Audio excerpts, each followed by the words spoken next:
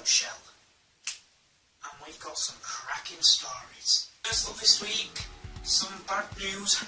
Jerry Lawler and his fiancée were both arrested, and Jerry Lawler was also suspended from WWE due to domestic violence. Not many people know who started the conflict because it's a he said, she said thing. So they're both saying different things, but they both got arrested. They're now released, but no one knows for sure how long it is until Jerry Lawler's back on the commentary table. Hopefully it's soon. But yeah, at one point one of them was threatened with a gun, so that obviously caused the authorities to get involved, and they both got arrested. Now they're released, as I've already said, but I wonder how long it's going to be until we find them on the commentary table. Adam Rose's mugshot t-shirt, which was put online last week, has been taken down due to its unofficial branding. The WWE didn't really like the fact that one of their ex-superstars was on a t-shirt that wasn't branded by them, and also the fact that it is a serious matter that it has his picture that was taken when he went to jail for substance abuse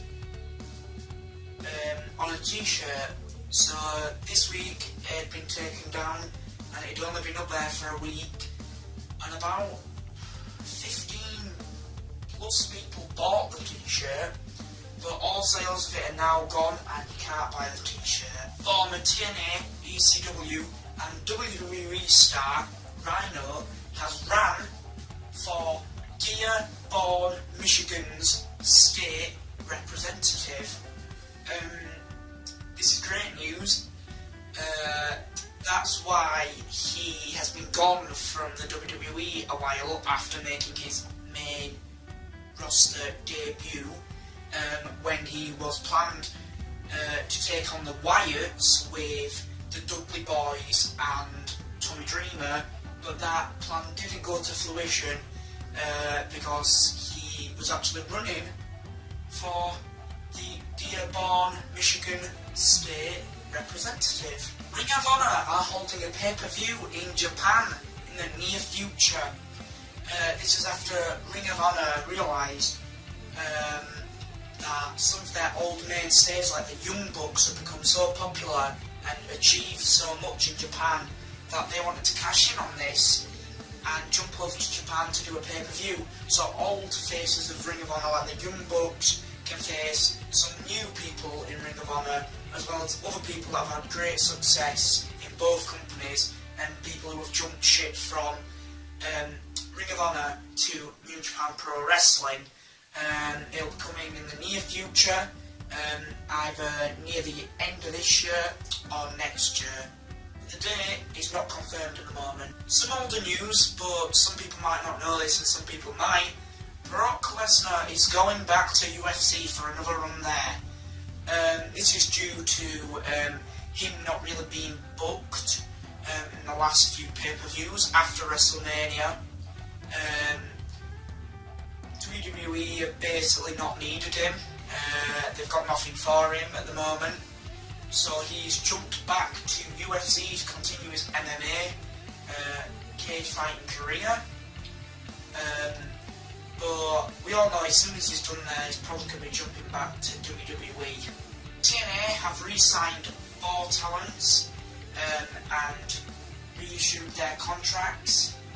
They are the Decays Rosemary and Abyss, former X Division champion DJZ, and the self-proclaimed wrestling legend Al Snow has also re-signed his contract and is now teaming up with former NXT superstar talents known as Sylvester Lefort and Marcus Louis to form a French team in TNA. Reports have been going around saying that Tajiri, the former Japanese wrestler, former tag team champion in WWE, may be coming back for a 2016 or 17 return. No other information has come out about this, but Tajiri has stated in the past that he would like to come back to WWE as soon as they've got something for him, or as soon as they need him, and he said he'd be happy to come back. Ric Flair is running a 5-minute payphone service where you can have a personal chat with Ric Flair for 5 minutes, or have a personalised 5-minute voicemail. There is no details on how much this is going to cost or when this is going to become official. But yeah, that's happening. Triple H has signed the first ever Chinese developmental NXT wrestler this week. Wang Bing, who's 22 years old, hails from China. WWE have been in China for this week looking for talent, and he was the one picked to go to NXT and become an official Performance Center wrestler. He's the first Chinese developmental wrestler that they've signed, and I'm excited and I want to see what he can bring to the table and how Chinese wrestling differs from Japanese wrestling, other Asian wrestling, and just all wrestling. I'm sure he's going to have a big impact, and I'm sure he's going to make a name for himself. Finally, Robert Windham, or his gimmick name, Blackjack Mulligan, has died at the age of 73. Bray Wyatt and Bo Dallas were not at Raw this week and left the taping early because their father, IRS, found out that their grandfather, Blackjack Mulligan, had died.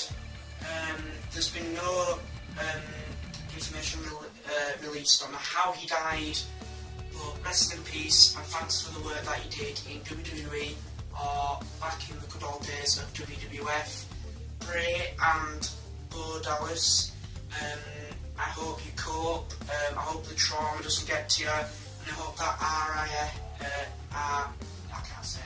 IRS, sorry. I hope you cope well, dude, and all of you stick in there, and rest in peace, Blackjack Mulligan.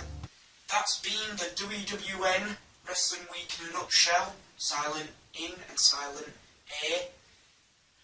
Thanks for watching. Please remember to like, comment, subscribe, and we'll see you next time when Josh and I do the Money in the Bank predictions.